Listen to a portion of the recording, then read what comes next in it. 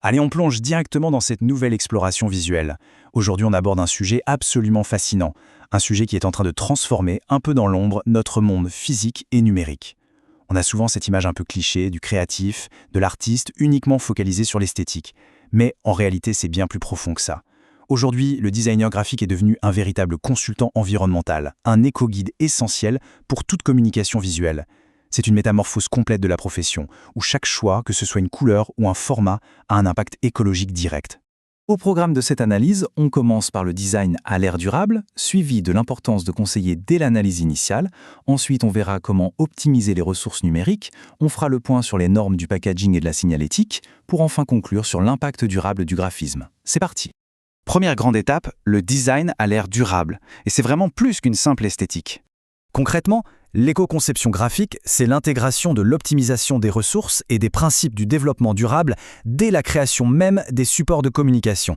Et c'est énorme, surtout quand on sait que le secteur du numérique pollue aujourd'hui davantage que l'aviation civile mondiale. Ça remet les choses en perspective, non ? L'éco-conception, ce n'est pas juste une option facultative ou un vernis vert qu'on rajoute à la fin pour se donner bonne conscience. C'est un processus fondamental qui s'applique avec une rigueur absolue, autant sur le web que sur le print. Ce qui nous amène à la deuxième étape, conseiller dès l'analyse initiale. C'est le fameux rôle de l'éco-guide avant même la création. Le voyage vers la durabilité commence bien avant de tracer le moindre trait. Dès la toute première réunion, l'approche se divise en 3 temps forts. Étape 1, l'analyse de la demande.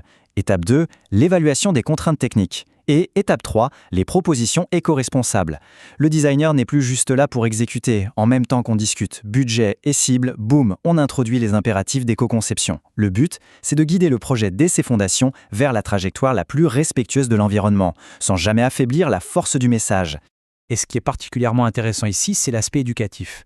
Il faut informer et sensibiliser le client sur les conséquences environnementales des choix techniques de production. C'est un vrai travail de pédagogie active. Expliquer de manière totalement transparente pourquoi utiliser un aplat de couleur très dense, une dorure spécifique ou un format de papier bizarre, ça va avoir une empreinte écologique monstrueuse à la sortie de l'imprimerie. Allez, on passe à la phase de réalisation. Optimiser les ressources numériques, c'est-à-dire l'exécution technique responsable. Là, c'est un peu un numéro d'équilibriste. D'un côté, on a la gestion stricte du poids des fichiers numériques, l'allègement des serveurs, l'optimisation des formats. Il faut réduire au maximum la consommation d'énergie lors des transferts. Et de l'autre côté, on a l'optimisation des formats physiques, ce qui demande des calculs minutieux. Pour donner un exemple frappant, réduire les marges d'un packaging d'un seul petit millimètre, ça peut sauver des centaines d'arbres à l'échelle d'une grosse production industrielle. Et ça évite un gâchis de papier monumental. C'est quand même dingue. Tout ça demande une rigueur technique absolue au quotidien. Ça passe par une préparation hyper optimisée des fichiers, un paramétrage intelligent des gabarits et des grilles pour maximiser l'espace, des opérations millimétrées sur les calques et un respect inconditionnel des standards d'impression. Toutes ces actions, le grand public ne les voit pas quand il admire une affiche, c'est 100% invisible, mais c'est littéralement le cœur battant de la préservation de l'environnement dans ce métier. On avance vers l'application dans le monde physique, normes, packaging et signalétique. C'est là que ça devient très concret. Le point crucial à ce stade, c'est qu'il est impossible d'improviser. Il faut une expertise de pointe, connaissance des normes en vigueur en éco-conception, maîtrise des principes de durabilité, compréhension parfaite de la terminologie de la fabrication des emballages et maîtrise totale des processus d'impression et de fabrication. Ce n'est plus du simple dessin, on parle de véritable ingénierie de production éco-responsable. Et c'est un puzzle fascinant où chaque support physique dicte ses propres règles. Pour le packaging, la priorité c'est d'identifier des matériaux recyclables pour réduire l'empreinte carbone. Pour la PLV, la publicité sur le lieu de vente, l'accent est mis sur la durabilité structurelle pour allonger au maximum la durée de vie du présentoir en magasin. Et pour la signalétique, l'optimisation des découpes est reine, avec un seul objectif en tête, s'approcher du concept du zéro déchet en usine. On arrive à notre dernière partie, l'impact durable du graphisme, la résolution du cycle de projet.